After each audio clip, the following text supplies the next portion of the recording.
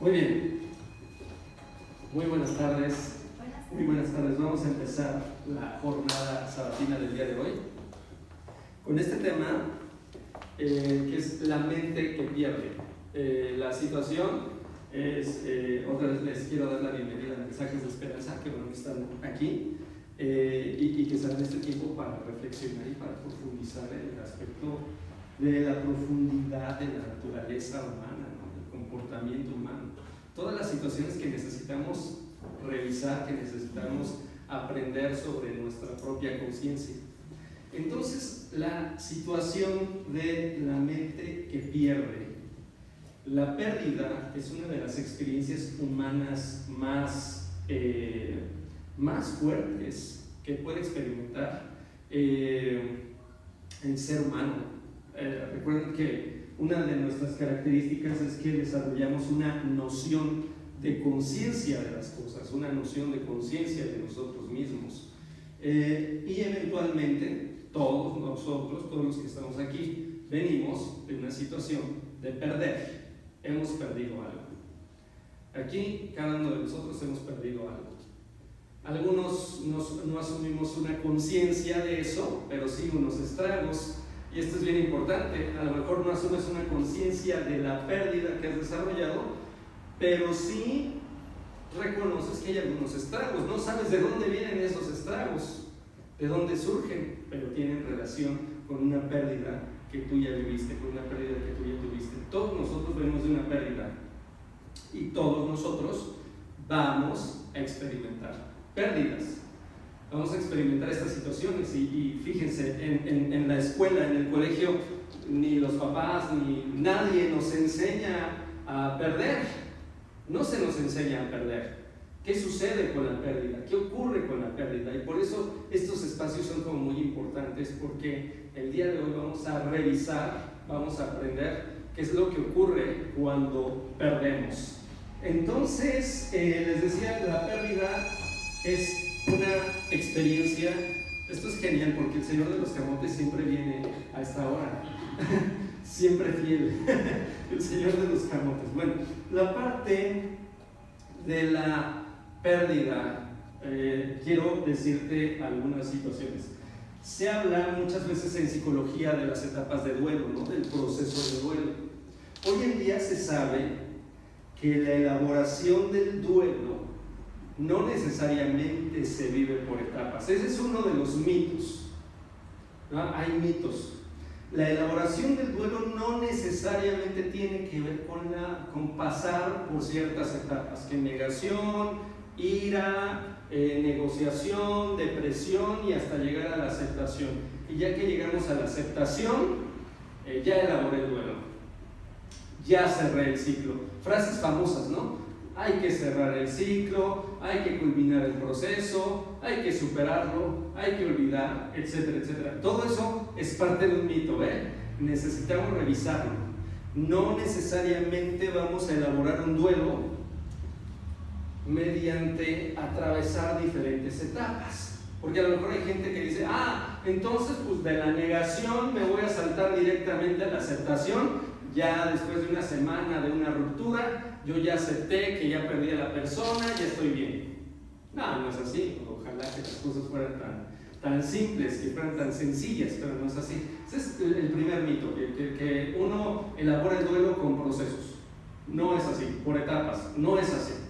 Segundo mito, que cuando nosotros entendemos, cuando nosotros comprendemos el proceso de duelo o lo que sucede en un duelo, entonces nosotros podemos superarlo. Pero no caigamos en la trampa. No porque comprendamos algo, no porque lo intelectualicemos, no porque lo pasemos acá por la razón, significa que ya lo elaboré, que ya acomodé las cosas. Básicamente, una de las situaciones en las que tiene que ocurrir, porque cuando hablamos de, entonces para elaborar el duelo tengo que pasar por ciertas etapas, ¿no? Entonces a veces la gente piensa que las etapas son como una especie de carrito de feria, ¿no?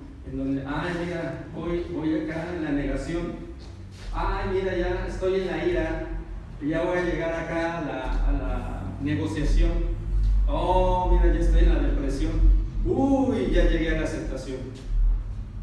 Y la cosa es que no es así. No, o sea, aquí, ¿qué ocurre?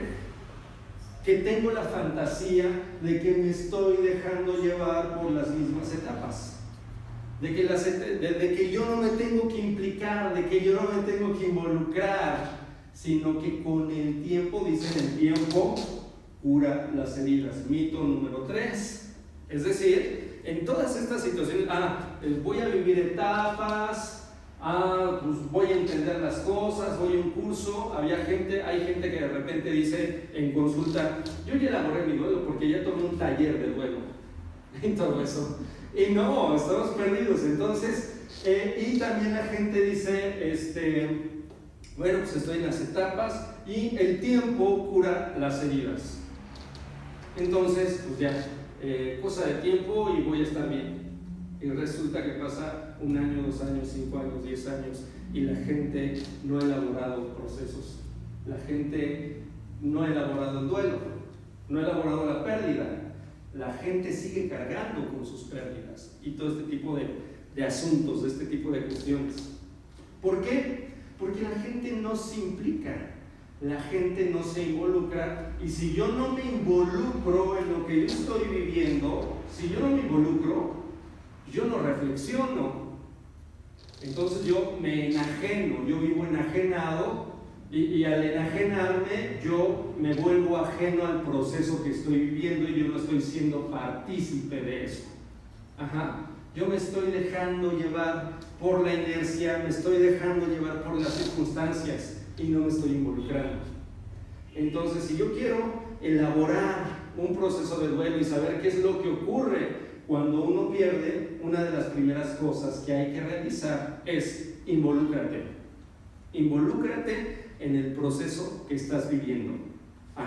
Es decir, darse cuenta. Darse cuenta. No es tan sencillo, Darse cuenta no es tan sencillo, van a ver. Bien, entonces decimos, el tiempo cura las heridas, intelectualizando, comprendiendo el proceso de duelo. No es que lo vamos a elaborar, sino percatándonos de ciertas condiciones, de ciertos contextos, inclusive releyendo nuestro propio pasado, nuestra propia historia, comprendiendo nuestra mente, nosotros vamos a poder tener un diálogo con nosotros mismos. Y mediante ese diálogo vamos a poder recapacitar, reflexionar y comenzar a accionar. ¿Sí? Y en ese accionar hay un montón de procesos inconscientes que se van a ajustar, que se van a mover. Y que inclusive vas a trascender tu propio camino, vas a trascender tu propia experiencia, la vas a vivir de manera distinta. Entonces, ¿qué sucede cuando perdemos? Miren, vamos a tener tres posiciones frente a una pérdida. Cuando perdemos, vamos a experimentar 3 posiciones. Primero que nada, ¿qué es lo que perdemos cuando perdemos? ¿Por qué nos duele la pérdida? Y hoy en día también te voy a decir que la gente, hoy en día, cuando se relaciona superficialmente y dice, no me voy a involucrar tanto con la persona, eso tiene que ver con que la gente ha experimentado la situación de la pérdida, sigue experimentando la situación de la pérdida, y por eso hoy en día las generaciones actuales con relaciones tan superficiales es gente que, como no ha elaborado sus pérdidas, no puede concretar absolutamente nada, ¿vale? Entonces, ¿qué es lo que sucede cuando pierdo? Primero que nada, todos venimos, de acuerdo a la conferencia pasada, que ya no me acuerdo cuál fue, pero ¿se recuerdan? A ver si es cierto, trivia, ¿cuál fue? ¿Cómo alcanzar tus objetivos? Por supuesto, excelente, muy bien. Entonces nosotros debemos de saber que todos nosotros provenimos de un principio, y ese principio es la relación perfecta, es la vida perfecta, y es una etapa anterior al nacimiento, ¿vale? Es una etapa anterior al nacimiento, cuando nosotros somos unos fetos que estamos conectados al vientre materno mediante el cordón umbilical, y ahí en la placenta pues tenemos el calor, no nos hace falta nada, estamos totalmente protegidos y somos parte de nuestra mamá, estamos en una simbiosis con nuestra mamá. Tenemos esa situación y ahí estamos totalmente involucrados, estamos en este aspecto de una relación perfecta. Sin embargo, ¿en dónde empiezan los problemas? ¿Cuándo empiezan los problemas? Los problemas empiezan al momento de nacer, con las contracciones, porque el bebé ha crecido tanto que de repente el bebé crece tan rápido que el propio cuerpo de la madre lo comienza a expulsar y le dice: hey, tú ya no cabes aquí, es hora de salir de aquí. Y entonces el bebé es expulsado, y entonces el bebé comienza a ver las luces, la luz, cosa que nunca había visto, y entonces deslumbra los ojos. Por eso de repente algunos de nosotros somos súper sensibles a la luz, ¿no? De repente, ¡ay, la luz, ¿no? Y aparte de todo, comienzas a escuchar todo lo que hay a tu alrededor, y tú no escuchabas tanto, ¿no? Y de repente dices: ¿qué es todo lo que estoy viendo? ¿Qué es todo lo que estoy escuchando? El bebé lo comienza a experimentar como un innumerable conjunto de sensaciones visuales, auditivas, a la vez. Te jalan y entonces te nalguean para que respires. Entonces es hora de respirar por tus propios medios, ¿no? Y el bebé, ¿no? Entonces, inclusive, esta etapa se conoce como el trauma de nacimiento. El trauma de nacimiento tiene que ver, por ejemplo, gente que experimenta ataques de pánico, curiosamente tienen complicaciones para respirar y reviven esta experiencia. Es decir, tengo que respirar por mis propios medios, ¿no? ¿Qué es lo que dicen las canciones de amor cuando perdemos a alguien? Las canciones de amor dicen: y me falta el aire si tú no estás, ¿no? Y eres el aire que respiro, y sin ti se me hace difícil respirar. ¡Wow! ¿Por qué las canciones de amor, cuando hablan de ruptura, tienen que ver con las dificultades respiratorias, ¿no? ¿Qué ocurre, no? Comenzamos a tener dificultades respiratorias por desamor, ¿no? No, porque revivimos la experiencia. Nacer es vivir la experiencia de separarse.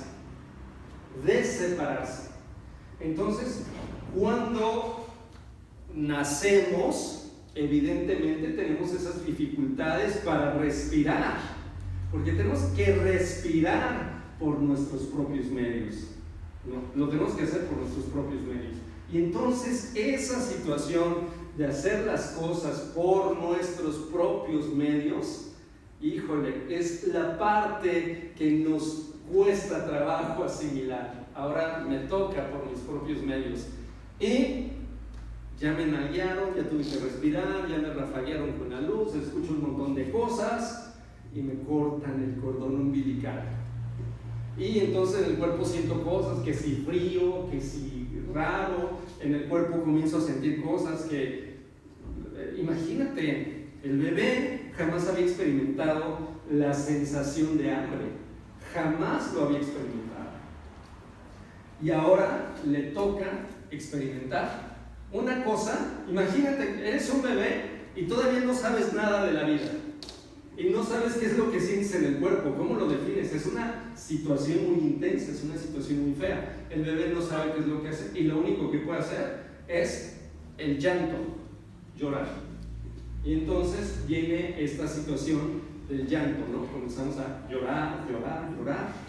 Y con el llanto conseguimos algo, ¿no? Hay una compensación. Fíjate, el bebé, de alguna forma, el bebé que nace instintivamente, lo que va a buscar, lo que va a pretender posterior al nacimiento, ¿qué creen que va a hacer? El bebé lo que hace no es, bueno, está bien, asumo que ya nací, ya me toca hacerme cargo de mi vida, pues ni modo, la vida es dura y es hora de crecer. No, el bebé con el llanto lo que realiza es, vuelve a buscar el vínculo de donde salió. El bebé pretende en esa experiencia renegar de la experiencia de nacer para regresar al vientre materno. Ya se los dije la otra vez en otra conferencia, no es eso lo que buscamos cuando nos vamos de vacaciones, meternos en una alberca ahí 1 hora sin hacer nada y agüita caliente y todo eso. O sea, no regresamos a la placenta simbólicamente por 11,000 pesos el fin de semana. Imagínense, pagamos esas cantidades para revivir la experiencia de regresar al vientre materno. No buscamos eso. Entonces, ¿qué es lo que pretendemos, por ejemplo, cuando estamos tristes y de repente llegamos a la habitación y nos acostamos en posición fetal? ¿Qué estamos haciendo inconscientemente? Regresando y nos cubrimos con una cobija, ¿no? Con las 20 cobijas ahora. Y así como, y en posición fetal. O estamos tristes y nos ponemos a llorar y en posición fetal. Y todo eso. Entonces, ustedes van a ver que tanto el estado anterior al nacimiento como el trauma de nacimiento son 2 puntos de partida en nuestra vida. ¿Vale? Después de nacer, lo que va a querer hacer el ser humano es regresar al periodo antes de nacer, a una cosa que se llama simbiosis, es decir, ser uno solo con el otro, como con la mamá en el embarazo. ¿Vale? Ahora entendemos, fíjense, en psicología hay cosas que vivimos, pero las cosas que vivimos, los psicólogos las entendemos como unas representaciones. ¿Qué es una representación? Es como en el teatro, es algo que es ficción, que todo el mundo sabe que es ficción, pero que se actúa, pero que se representa una escena, se representa una escena. Y bueno, y a partir del trauma de nacimiento, nosotros vamos a tener una serie de representaciones, un conjunto de representaciones. Ejemplo, cuando vamos a un concierto y todo el mundo está cantando al unísono y todo eso, y entonces hay una representación de unidad. Todo el mundo está unido, todo el mundo se encuentra ahí en esta condición, en este contexto de estamos unidos y wow, somos una sola unidad. ¿Se acuerdan de los 80s? ¿No? Estaba Michael Jackson y We Are the World, ¿no? Y todo el mundo ahí así como en ese sentido, en ese aspecto, todo el mundo cantando ahí, y sentía bonito porque es una situación en la que sientes que eres parte de algo más grande. Y eso nos encanta. Cuando nos enamoramos, decimos, no, es que tú eres mi luz, tú eres mi sol, tú eres mi alma gemela, mi mitad que me faltaba, etcétera, etcétera. Y entonces cuando me encuentro con ese, digo, ya, tú y yo somos uno mismo, wow, ¿no? Y todo eso. Entonces, somos uno solo. Me acabo de encontrar a la persona con la que, y dicen las canciones románticas, fíjense, qué mentira es esta, ¿no? Pero dicen las canciones románticas, llegaste tú, me encontré contigo y volví a nacer. No, a ver. La experiencia de nacer ha sido una experiencia dura, ha sido una experiencia de la que renegamos.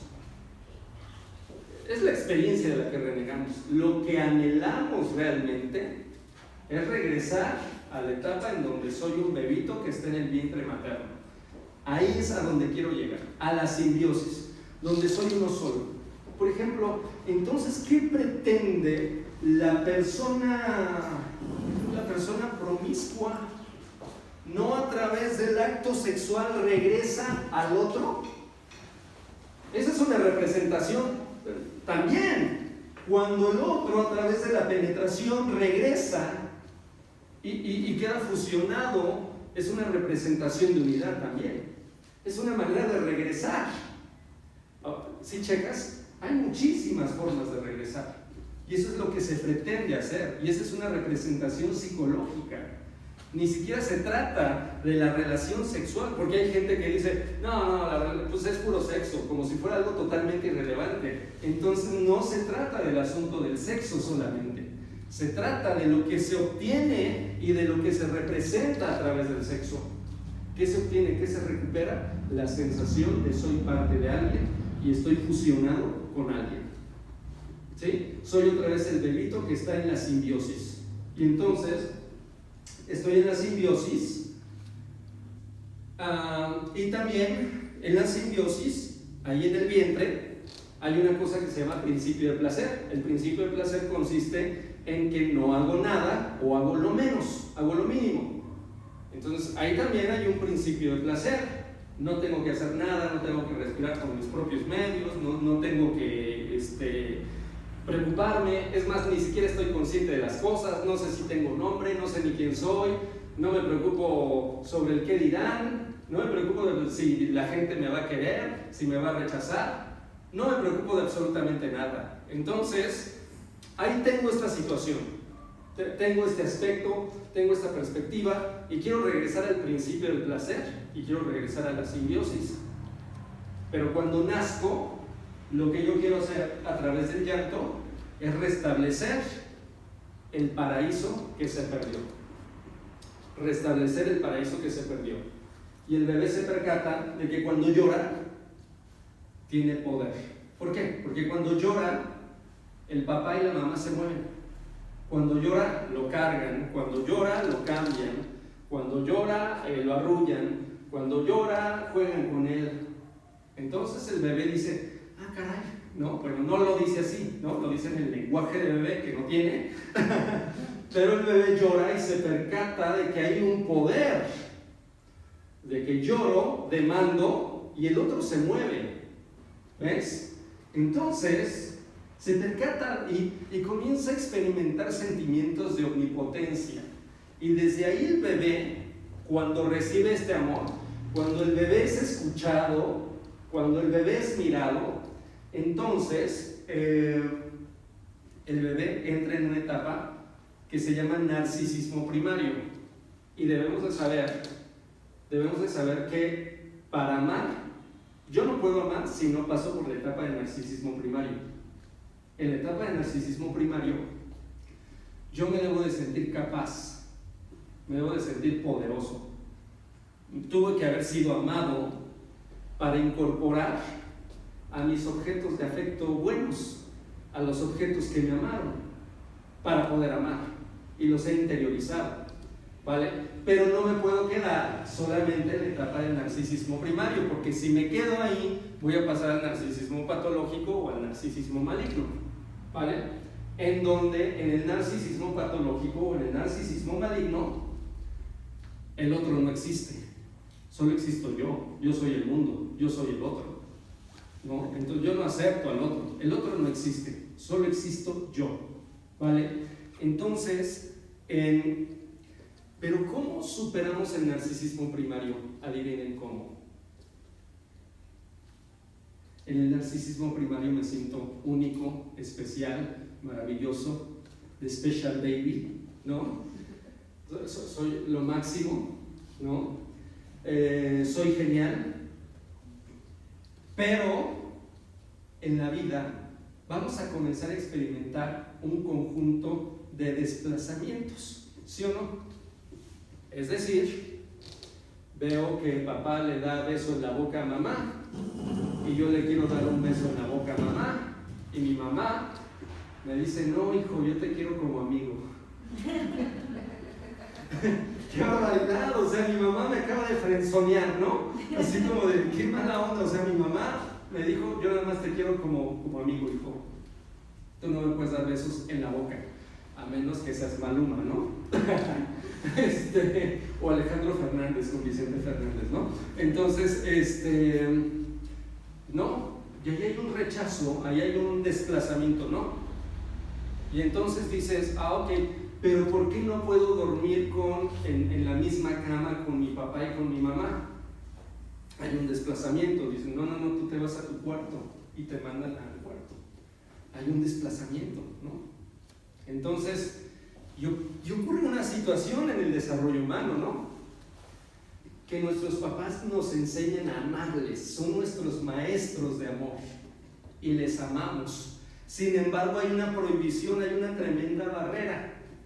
Tu gran amor no puede trascender a lo sexual. ¿Me explico? Tu gran amor no puede trascender a lo sexual. Y aquí hay un tabú, que es el tabú del incesto, ¿no? Dice, no puedes pasar a eso. Sí, ámame mucho, pero no puedes llegar hasta ese extremo, no puedes llegar hasta ese nivel.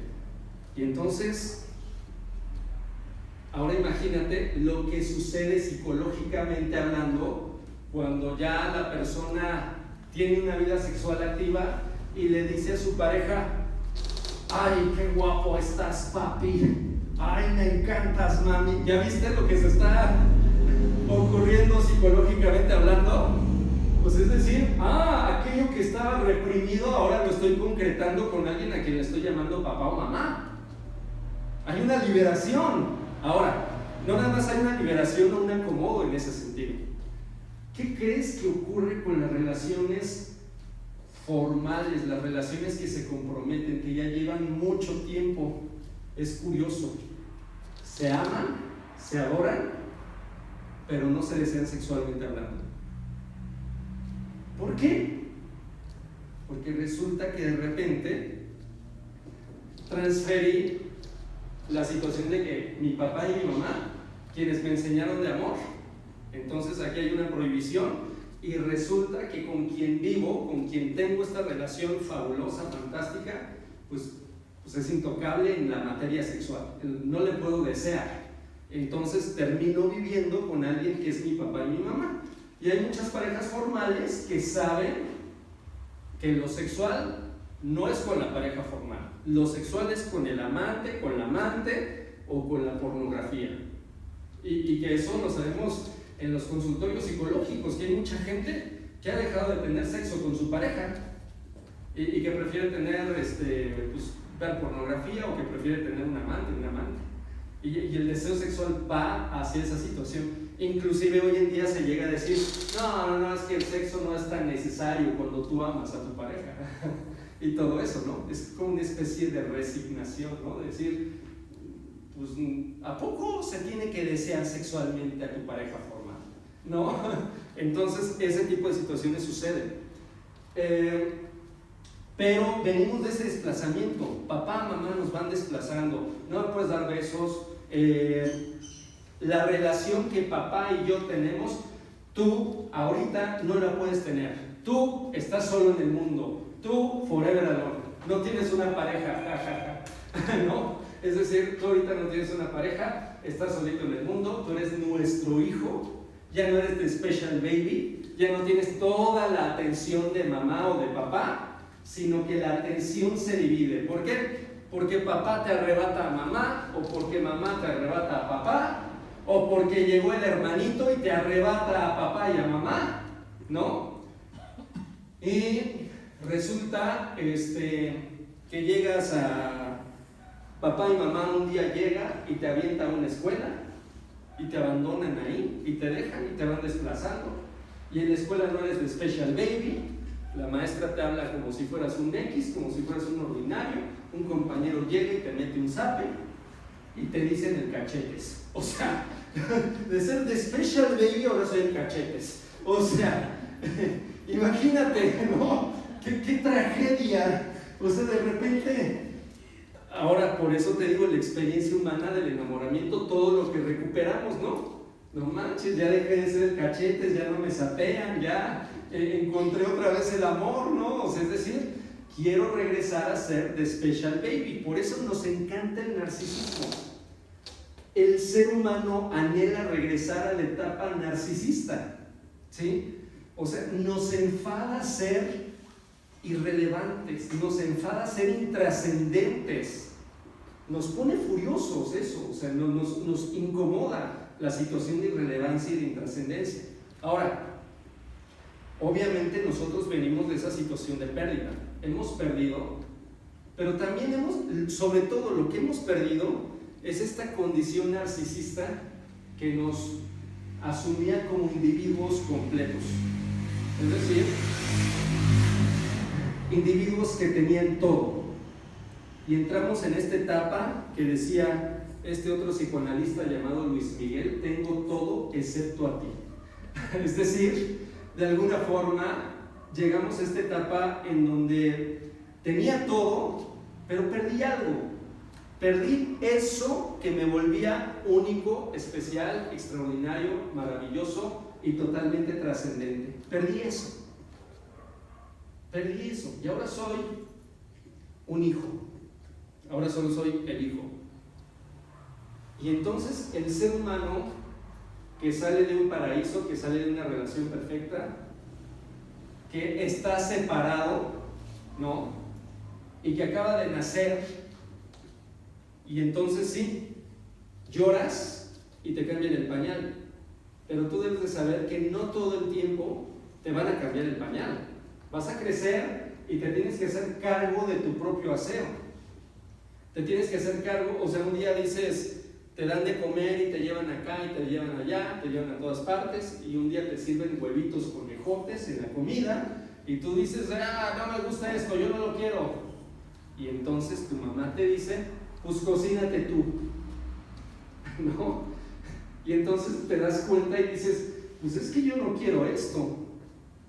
Y a lo mejor al principio tendrás que dejar de comer, y después tendrás que prepararte pues una sopita de esas de plástico, ¿no?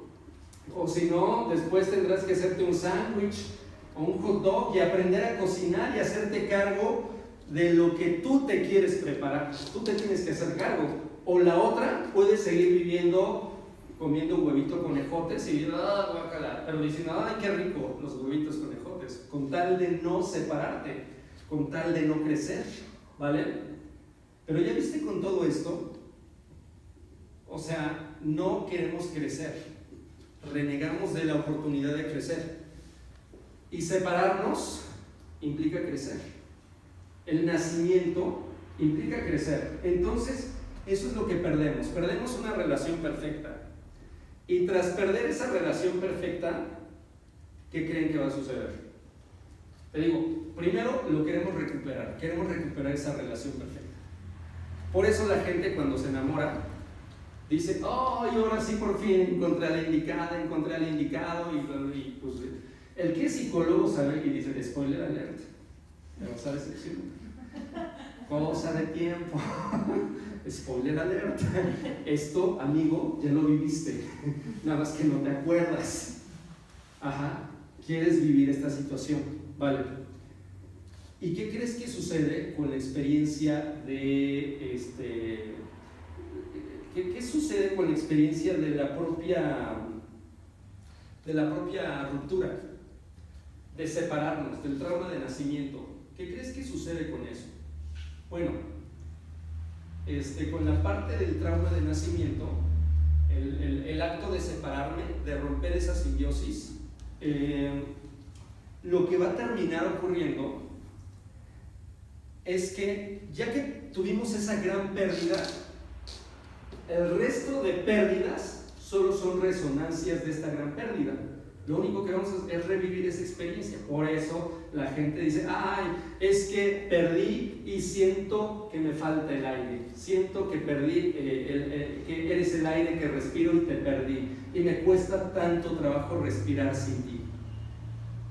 Pues decimos eso, ¿no? es que es tan difícil, te perdí y desde ahí la vida no ha sido igual, no puedo estar solo. Entonces, cuando perdemos, revivimos esta experiencia. Y es una experiencia, vamos a tener 3 posiciones frente a la pérdida. La primera posición es darme cuenta que perdí y que por lo tanto estoy en una posición de dependencia, indefensión y desamparo. ¿Sí? Cuando pierdo, me puedo colocar en una posición de dependencia, indefensión y desamparo, porque probablemente, fíjate, la gente dice, no, es que yo voy a iniciar una relación de pareja o voy a iniciar una relación, pero iniciar una relación constituye darte cuenta que tú eres tú y que el otro es otro y que nunca se van a unir. O sea, y que se van a unir, pero momentáneamente. Uno no se une al otro para siempre, se unen momentáneamente. Lo que podemos hacer es unirnos momentáneamente. Ya, es eso. Eso es lo que hay que asumir. Cuando yo no asumo eso, entonces lo que estoy haciendo es fantasear, delirar con el hecho de, sí estoy unido a alguien, sí estoy unido a alguien. Y entonces comienzas a depender del otro. ¿Por qué? Porque el otro se comienza a hacer cargo de cosas. Es decir, ahí no es una relación. Lo que terminamos haciendo es que me aviento al otro para que el otro me resuelva muchas cosas en la vida, ¿no? En una relación que es un sugar daddy, por ejemplo, ¿no? Es un señor mayor que tiene mucho dinero y que me va a resolver la vida. Es decir, yo me voy a vincular con ese cuate para que me dé mucho dinero y tenga la vida resuelta, ¿no? Entonces, eso es como una expresión sumamente directa de lo que es una relación de dependencia. Entonces resulta que me encuentro con una persona que pues me siento solo y pues digo, más vale estar mal acompañado que solo, ¿no? Y a esa relación le llamamos el peor es nada, ¿no? O sea, el peor es nada. O sea, pues mejor prefiero estar con alguien que quedarme sin nada. Me aterra la situación de la nada. Entonces, pues prefiero acompañarme con alguien y comienzo a depender del otro, ¿no? Porque entonces, eso lo sabemos, una relación de pareja da estatus, por ejemplo, ¿no? El vínculo con alguien de estatus. ¿Por qué? Porque es una de las palomitas verdes que tenemos que cumplir en el argumento social de éxito, en el discurso de éxito. Dice, ¿ya estudiaste una carrera? ¿Ya te casaste? ¿Ya tienes hijos? Sí, 1. ¿Y el otro para cuándo? ¿No? Entonces, es decir, el propio discurso social te dice, wow, te ha ido bien. La propia gente lo dice, oye, ¿y tu hijo cómo está? No, muy bien, mira que se casó, ya tiene su carrera, ya es papá, etcétera, etcétera. Y te dicen, oh, wow, le ha ido muy bien. En contraparte, si dicen, se separó, o si dicen, no se ha casado, no tiene hijos, te dicen, uy, ¿y eso? Y lo hacen como con cierto pesimismo. Entonces, cuando nos relacionamos con alguien, obtenemos cierto estatus. En una relación obtenemos cierto estatus y ya hay una ganancia. Entonces generamos dependencia porque el otro comienza a hacer cosas para nosotros. Es decir, cuando perdemos, no solo nos duele el otro, también nos duele la dependencia del otro. Es que el otro hacía mi despensa, es que el otro reparaba las cosas en la casa, es que el otro daba dinero y ahora ¿qué voy a hacer? ¿Sí? O sea, es que el otro me divertía, es que el otro me consentía, es que el otro me escuchaba, es que el otro me apapachaba, es que el otro me llevaba a pasear.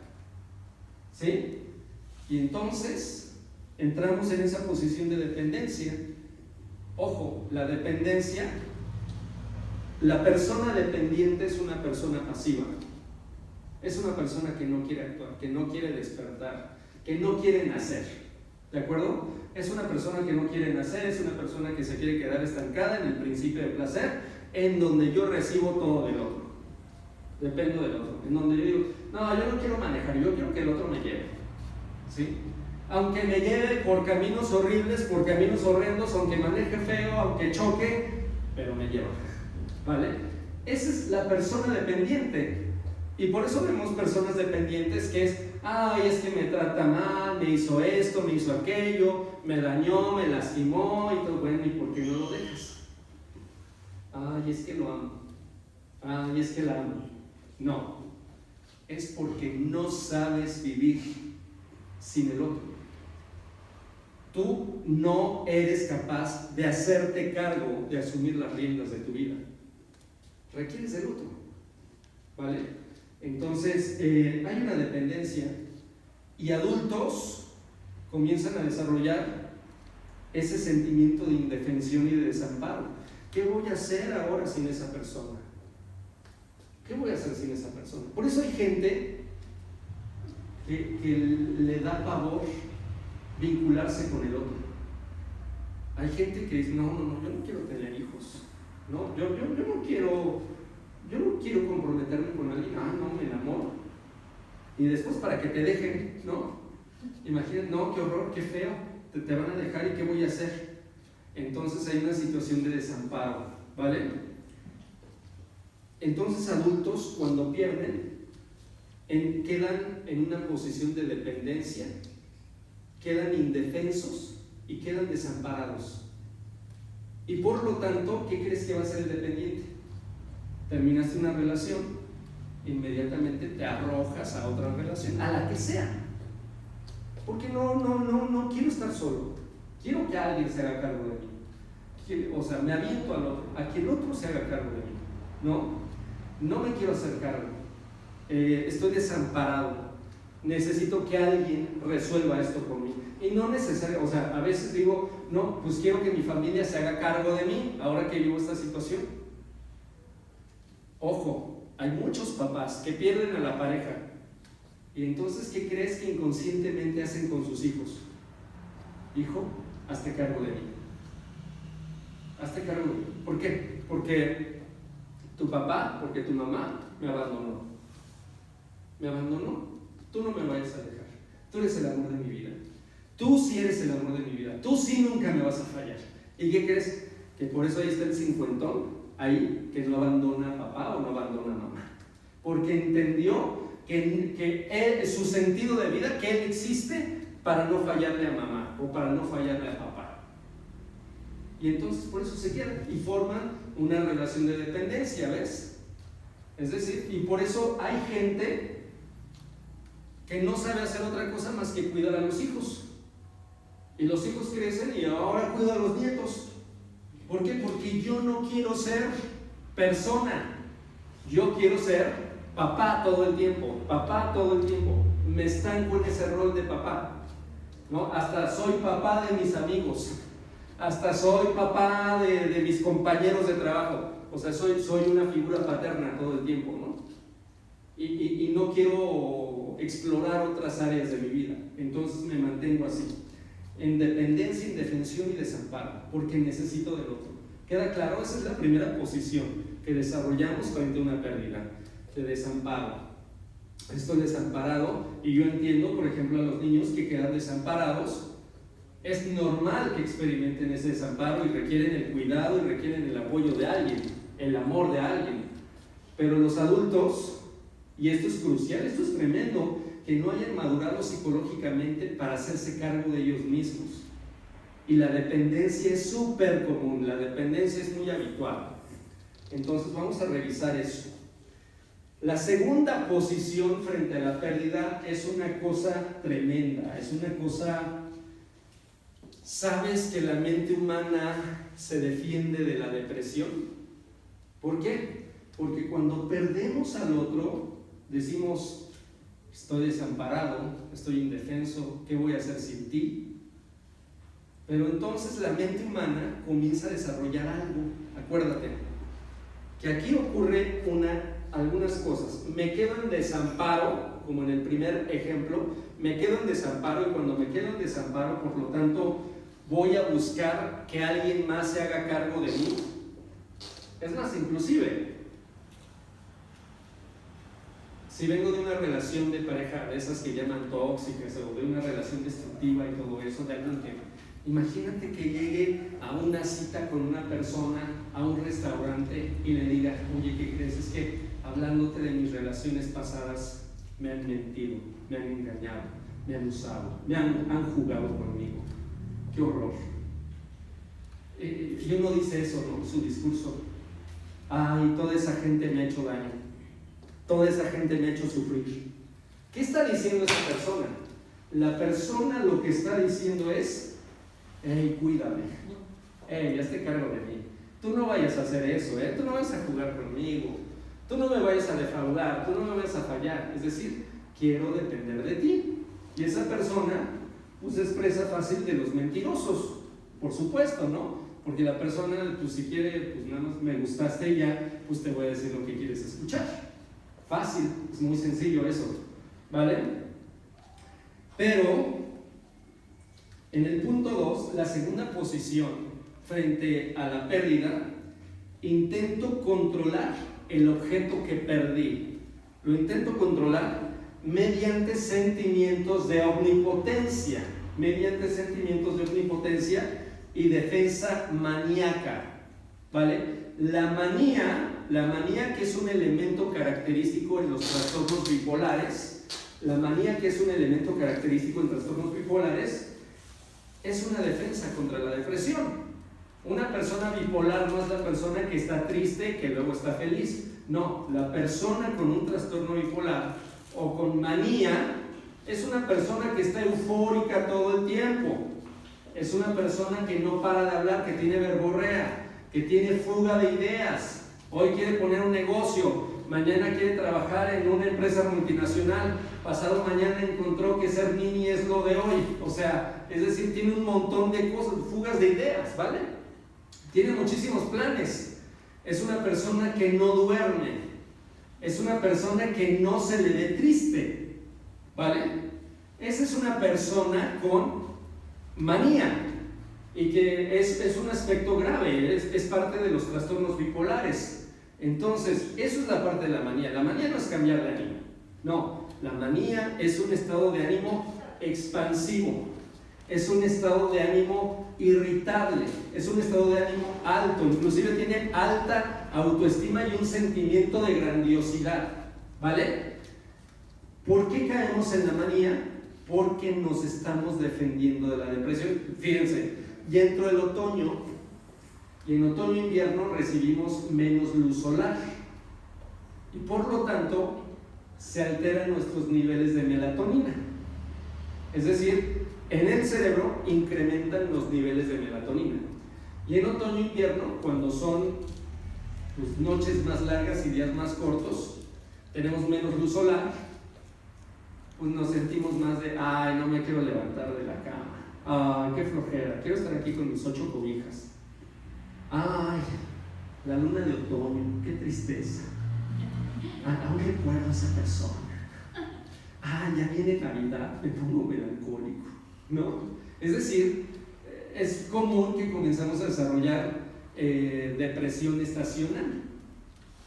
Pero ojo, hay gente: ¡ya es Navidad! ¡Oh, wow! ¡Qué genial! ¡Oh, qué fabuloso! La mejor época del año, y bla, bla, bla. Y oye, no te puedes, no. Oye, no duermes, no. Feliz Navidad y posadas, vamos a hacer clorúculos. Es decir, hay gente que está con toda la pila del mundo y todo eso. Entonces, es decir, sus niveles de melatonina no incrementaron. O sea, la persona anda como si fuera verano, La persona como si fuera verano y se mantiene así, como entusiasmada y toda esa situación. ¿Ok? Entonces, ¿por qué? Esto tiene que ver con esquemas de supervivencia. Había gente que tenía que sobrevivir al frío y a las inclemencias, y la manía fue una alternativa, ¿no? O sea, mientras todo el mundo se deprimía y decía, ya no hay comida, qué horror y qué triste, y que pues, había quienes, no, ahorita vemos qué hacemos y vas a ver y todo va a salir adelante y échale ganas, bla, bla, bla, y fuga de ideas, etcétera, etcétera. Y hubo una evolución, hubo una adaptación. Eso sirvió en alguna etapa de la historia, ¿vale? Entonces, la manía es una defensa contra la depresión. Hay gente que no va a experimentar depresión, que cuando viene la depresión inmediatamente surge la respuesta maníaca. Y en la respuesta maníaca yo me pongo por encima del objeto que perdí. Ajá, entonces, no me permito la depresión, me pongo por encima del objeto con sentimientos de omnipotencia. Entonces, disculpa, Francisca, ¿qué perdiste? A una rata inmunda, a un animal rastrero, a un insecto ponzoñoso. Ok, perdiste eso. Sí, bueno, ¿y por qué lloras? No lloro, estoy cantando, llorando. ¿Ves? Entonces, en la parte, esa es la parte de la manía, ¿vale? Hay una fábula, ¿han escuchado la fábula del zorro y las uvas? ¿Sí la han escuchado hablar? Es una fábula de Esopo, me parece. Esopo. Creo que sí. Si no, ahí luego me corrigen. O si no, los que están en YouTube, ahí me escriben en los comentarios. Burro, no era eso. O sea, creo que es de Esopo, la fábula del zorro y las uvas. Y esto nos habla, fíjate, para explicarte la manía, cómo funciona. Había un zorro que estaba muy sediento y que llega a un viñedo y que ve un árbol y hay unas uvas y dice, ay, de aquí se me va a calmar la sed que tengo. Pero las uvas estaban en lo alto. Intenta trepar, fracasa, brinca, fracasa, salta, fracasa, lo intenta una y otra y otra y otra y fracasa y termina el zorro totalmente sofocado, ¿no? Todavía más cansado y más acalorado. Y entonces se va de ese lugar, se va, pero se va refunfuñando, se va diciendo, yo ni siquiera quería esas uvas, están todas verdes y están todas inmaduras. ¿Sí? Entonces, esta fábula nos está retratando precisamente cómo funciona la manía. En una etapa deseo aquello y cuando le pierdo, cuando no le puedo alcanzar, ¿qué hago? Para protegerme del sentimiento de pérdida, tengo que minimizar, tengo que despreciar el objeto que deseaba. El objeto deseado lo comienzo a menospreciar para sentir menos el impacto de la pérdida. Y entonces ahí el zorro está entrando en una etapa de manía, ¿vale? Entonces, es decir, por eso reniego y digo que esas uvas estaban inmaduras. Por eso digo, ay, ni le quería tanto, la verdad, ¿no? Y entonces me centro, uy, no, oye, pero si ese tipo decías que le amabas, no, estaba confundido, no sabía lo que hablaba, es que me engañaba, es que me confié, es que tal, ¿vale? Y nos defendemos. ¿Y qué crees? ¿Cuál es otra característica de la persona en manía? Una característica de la persona en manía es que la persona se mantiene ocupada todo el tiempo. Todo el tiempo. ¿Para qué? Para no pensar. Inclusive hay gente que dice, yo acabo de tener una pérdida. No, pues imagínate, la gente, y esto es lo que yo no entiendo, cuando la gente termina una relación de pareja, te cortas el cabello, te vas de compras, te vas de viaje, haces una maestría, estudias idiomas. Es como, ¿qué rayos? O sea, que interrumpiste tu vida, tuviste una relación o entraste en coma. No sé, o sea, ¿por qué? De alguna forma, ¿por qué rayos cuando termina una relación comienzas a vivir? Es que no estás viviendo, te estás evadiendo, te estás ocupando. ¿Por qué? Porque cuando te cambias el corte de cabello, te da la ilusión de que estás alterando tu identidad y que tú no eres esa persona que sufre. Eso significa, cuando te vas de viaje resulta que ya no estás viviendo en esos lugares comunes que te recuerdan a la persona, pero es momentáneo, no sirve, no funciona, ¿vale? Y, voy a estudiar esto y tal. No. Hay un filósofo alemán llamado Martin Heidegger. Martin Heidegger nos dice algo. Nos dice que el ser humano constantemente huye del peso de su ser. El ser humano constantemente huye del peso de su ser. ¿Qué significa esto? Cuando regresamos de trabajar, cuando vamos a dormir y nos sentamos ahí al filo de la cama y miramos la chancla o miramos al techo y decimos, ¿y por qué hago esto? ¿Por qué compré tal cosa si no la necesitaba? ¿Por qué vi esa serie de Netflix? ¿Por qué chateé con esa persona 3 horas si ya quería dormir?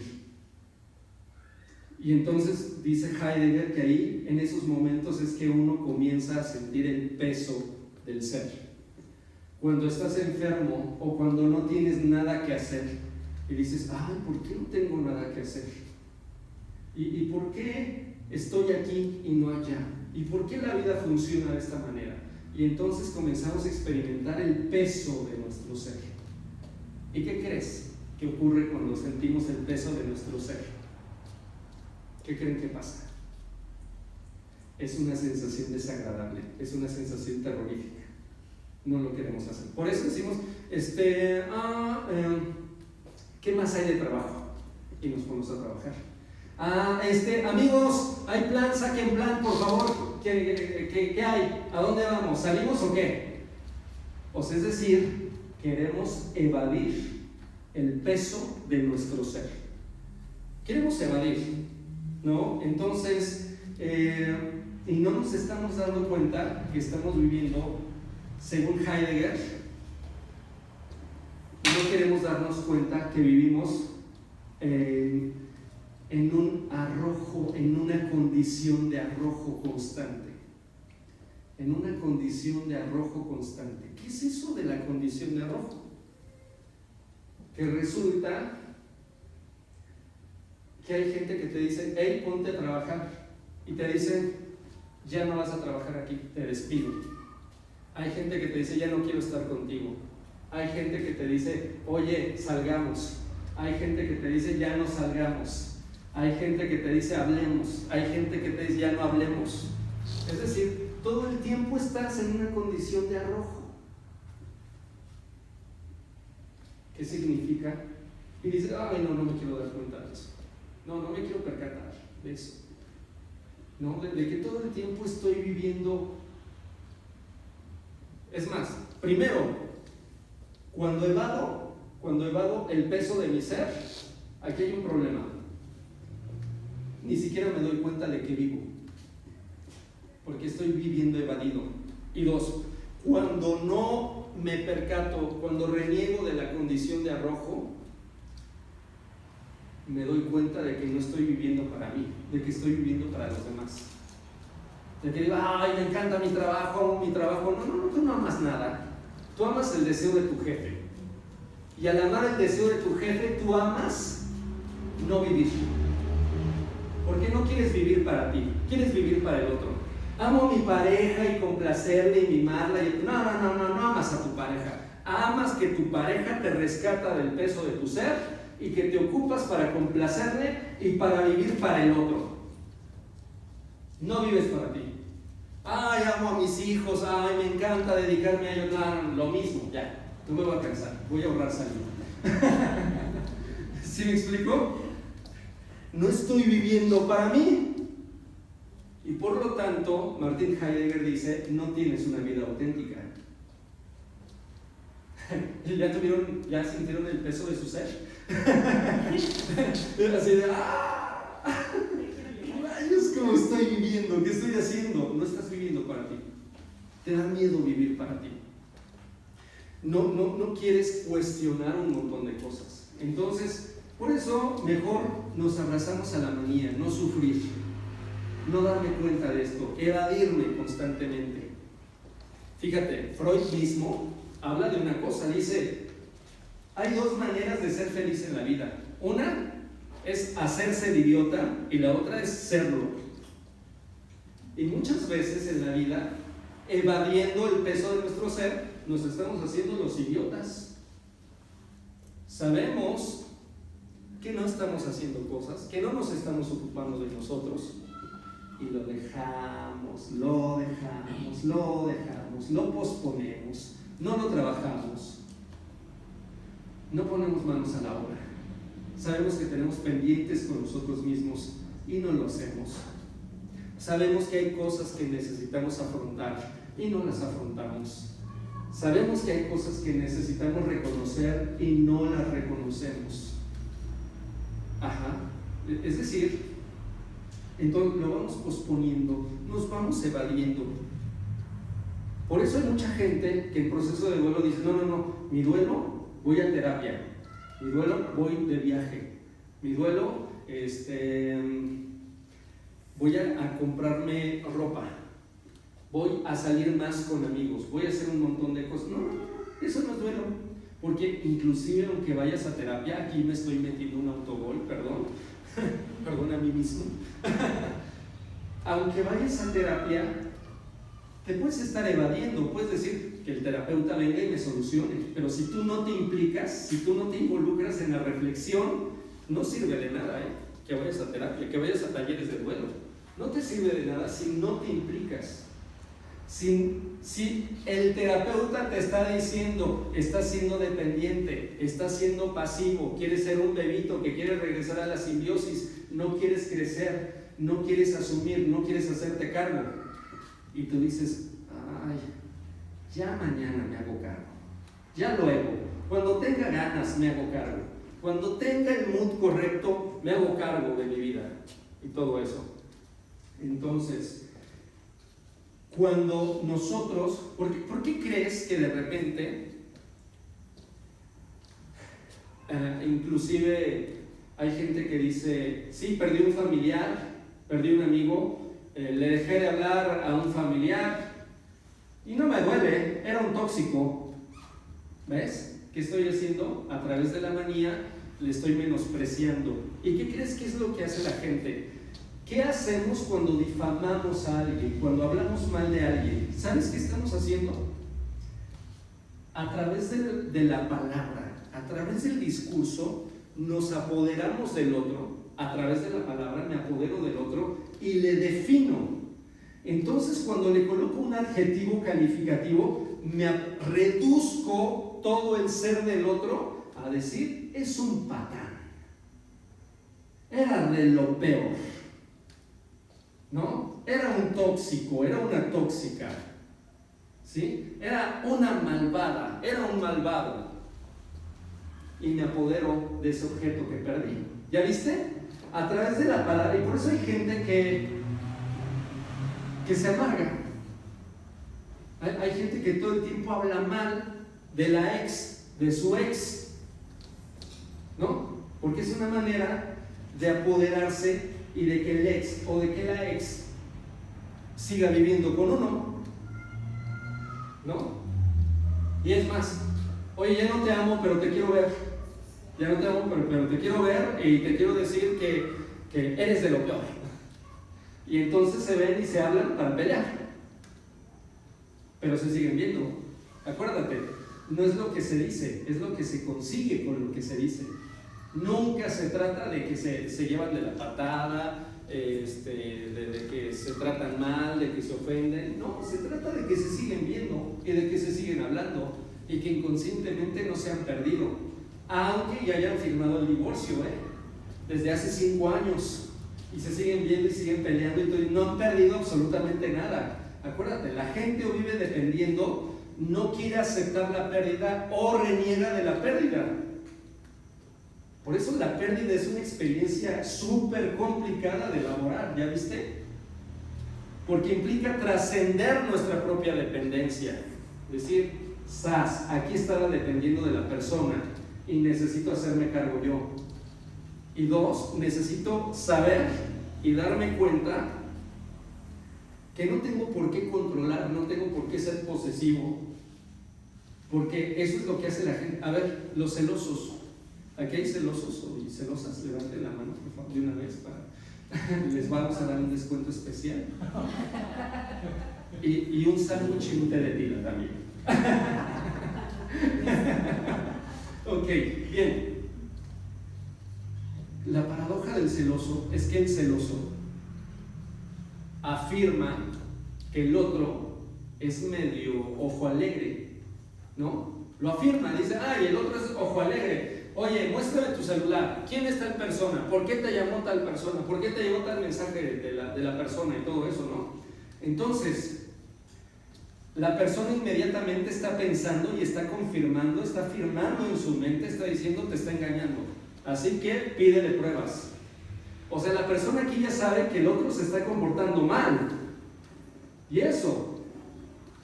Y fíjate, ahí, en el acto de acusar y de celar, ya estás menospreciando. O sea, ¿y por qué la persona cela, acusa y menosprecia? ¿Por qué? Porque es una manera de predisponerse a que no me duela tanto perder. ¿Qué voy a perder? Una persona mentirosa, una persona que me engañó. Entonces, cuando sospecho y me enojo y me enfurezco y hay cosas que no me parecen del otro, ahí voy a Facebook a decir, a quemar a la persona, ¿no? A poner una indirecta. Ay, como esa gente que nada más te engaña y te miente y bla, bla, bla. Porque es una manera de controlar al otro, ¿no? De menospreciarle. Es una manera inclusive de negar que dependo de ese objeto que estoy perdiendo. Ay, nada, ¿qué le voy a andar necesitando? ¿No? No perdí nada, ¿no? ¿No? Si piensas que sin ti me voy a morir, ¿no? Hace tiempo que tú ya no vives en mí. No. Entonces, es decir, no pasa nada, no perdí nada, ¿no? Porque dice también esa canción, ¿no? Es que quedarme sin ti es haber perdido nada. Ándale, ahí está. Ah, rayos, no perdiste nada y le dedicas una canción, le escribiste una canción, mira. ¿Me explico? Es lo paradójico. El asunto es negar que se depende del objeto. La persona está defendiendo eso y vale la pena asumir el peso de tu ser y decir, sí dependo de esa persona, sí me aterra perder a esa persona. Ese es el punto de partida. ¿Por qué? Porque nos estamos defendiendo y estamos fantaseando que estamos por encima de la persona, que lo que perdemos es despreciable, y aquello que perdemos que es despreciable, por lo tanto, no duele y no sufro. Y eso es lo que conseguimos con eso, aparentemente, pero no sirve, porque sí te duele, inconscientemente hablando, porque sí lo estás sufriendo, porque tú estás menospreciando constantemente a esa persona, la estás negando, la estás queriendo controlar, y pues resulta que no estás dando paso al amor. Obviamente duele. Ahora, una tercera posición que es sumamente dramática, una posición frente a la pérdida, es el duelo melancólico. Es el duelo melancólico. ¿Sí? Ya te dije, la primera posición es la de dependencia, indefensión, la de desamparo. La segunda posición es la manía o el intento de control sobre lo que se pierde, sobre el objeto perdido, para que duela menos, ¿no? Si pierdo algo que es despreciable, no duele tanto. Y por eso cuando perdemos, hablamos mal de quien perdemos. Y por eso cuando perdemos decimos, no me llevaba tanto con esa persona. Falleció, pero ni era tan buen papá, ni me dolió tanto, ni era tan buena mamá. Y me enfoco en lo malo y todo eso, para que no duela tanto. Me estoy protegiendo del dolor. No me estoy haciendo cargo de la realidad de la separación, de aceptar la dimensión de la separación. Y en el tercer caso, la tercera posición es el duelo melancólico. En el duelo melancólico la persona está deprimida, la persona está anulada, la persona, todo lo contrario a la manía. Acuérdate, en la manía la persona se ocupa de un montón de cosas, ¿no? Y se quiere evadir. Y en el duelo melancólico lo único que existe es la pérdida. Es decir, dejo de trabajar, dejo de salir, me aíslo, dejo de hablar. Y lo único que hablo es sobre aquello que perdí. Y probablemente me quedo también en indefensión. Pero esto es grave. En el duelo melancólico, el fantasma de lo que perdí, el objeto que perdí, se coloca sobre el yo, psicológicamente hablando. Por eso hay gente que a lo mejor cuidaba a una persona con una enfermedad terminal. ¿Y qué crees que le pasa a la persona cuando fallece? La persona comienza a tener enfermedades y se la pasa en el consultorio, se la pasa haciendo estudios. ¿Sabes por qué? Y en los consultorios, usted no tiene nada, usted está bien. Usted no tiene nada. No, es que me siento enfermo, me siento con una enfermedad. Lo que pasa es que la persona está incorporando, interiorizando a la persona que se le fue, ¿no? A través de decir, la persona que cuidaba estaba enferma y entonces yo le incorporo a mi manera de ser y dejo de ser yo para que el otro sea, ¿sí? Dejo de ser yo para que el otro sea. Y entonces por eso hay gente que inclusive, es decir, perdí una relación de pareja, terminé una relación de pareja y a partir de ahí, soltero, soltera, forever. Ya, no me voy a relacionar con nadie. ¿Sabes por qué? Porque sí tienes una relación, has incorporado el fantasma de tu objeto perdido a ti y tú no existes, existe el otro en ti. Y todo eso, ¿qué recuperamos con esa situación? La simbiosis de ser uno mismo, ¿no? De ser uno con el otro. Eso es lo que recuperamos. Inclusive, cuando se coloca el otro, el objeto que perdí, se coloca en el yo, pues me hago pequeñito, me deprimo y la persona puede llegar al extremo del suicidio. Puede llegar al suicidio, puede llegar a decir, pues yo ya no existo, quien existe es el otro. Y ojo, ¿por qué aparece la depresión? ¿Cuál es la característica de este duelo melancólico? La culpa.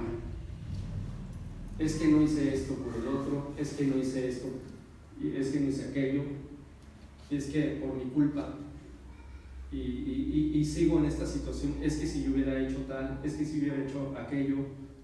Y entonces la persona se siente constantemente culpable, se ataca y la persona se quiere sentir mal, se provoca mucho daño, por eso deja de comer, por eso deja de salir, reniega de divertirse, no se quiere divertir, se quiere sentir mal, se quiere castigar y por eso puede llegar al extremo del suicidio. Dejo de comer, dejo de hacer cosas, me saboteo, dejo de trabajar, me deja de importar mi trabajo, me deja de importar un montón de cosas. Y eso es lo que ocurre en el duelo melancólico. Por eso, la experiencia de la pérdida es una experiencia muy fuerte. A ver, les estaba hablando de Martin Heidegger. ¿Cómo llegamos a una vida auténtica? Uno, asume el peso de tu ser. No le temas al peso de tu ser. Dos, date cuenta de la condición de arrojo en la que vives, en la condición de constante arrojo en la que vives. Y pregúntate, ¿estoy viviendo mi vida? ¿Quiero vivir esto que estoy viviendo o estoy viviendo la vida de alguien más? ¿Estoy viviendo para alguien más? Y tercero, vive con autenticidad, comienza a vivir con autenticidad, darte cuenta de las cosas. Y la autenticidad es aprender a disfrutar del peso de tu ser, porque un día la nada nos va a alcanzar. Darte cuenta del peso de tu ser, porque un día la nada te va a alcanzar. Darle espacio a la convicción, darle espacio a la pasión, darle espacio a la valentía, aprovechar el tiempo, a decir, a ser más solidario, a disfrutar de la música, a disfrutar del arte, a aprender, a crecer, a amar, a saber, a aceptar ciertas características de la vida, de la propia vida. Estoy separado. ¿Por qué? Porque yo soy yo y el otro es otro. Y eso es normal.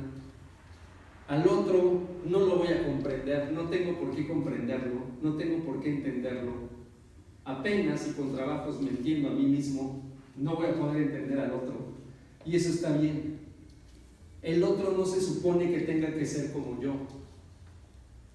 Tengo que aprender a aceptar que la incertidumbre es parte de la vida, que ya nací, que me toca respirar por mis propios medios, que de repente, lo que vimos en la sesión pasada, me va a tocar a veces, para lograr mis objetivos, pedir, pero no todo en la vida es pedir, como cuando somos bebés nada más pedimos, ¿no? Pero no todo en la vida es pedir.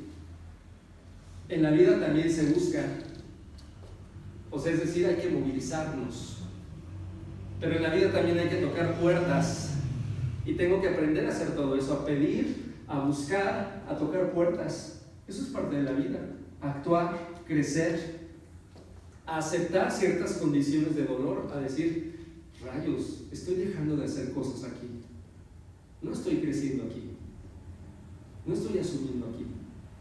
Y entonces aceptar el dolor. Aceptar el dolor es decir, en la vida la gente se va. Y no es que no debe de doler, va a doler. ¿Y sabes qué? Va a doler porque solamente se hace duelo por lo que se ama.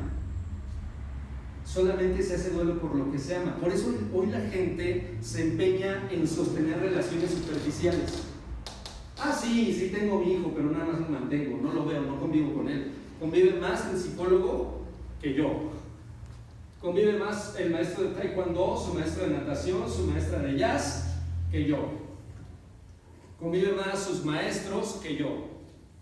¿No? Relaciones superficiales. Nos interesa más la superficialidad. Ah, no me quiero involucrar con el otro, no me quiero comprometer con el otro. No.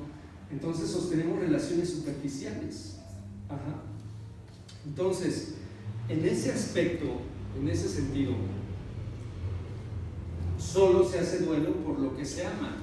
Entonces, ¿qué sucede? Decía Freud que cuando nosotros amamos, cedemos una parte de nuestro narcisismo. O sea, es decir, para amar se requiere humildad. Para amar se requiere salir del narcisismo primario.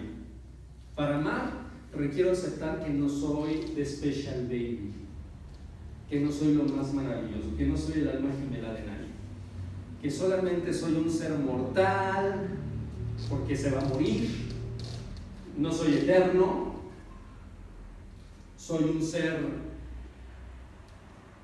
sustituible, reemplazable, no soy lo único en tu vida, soy reemplazable y soy un ser prescindible. La vida no se detiene si me voy, la vida sigue. Nos incomoda, pero eso es ser maduros, eso es ser humildes.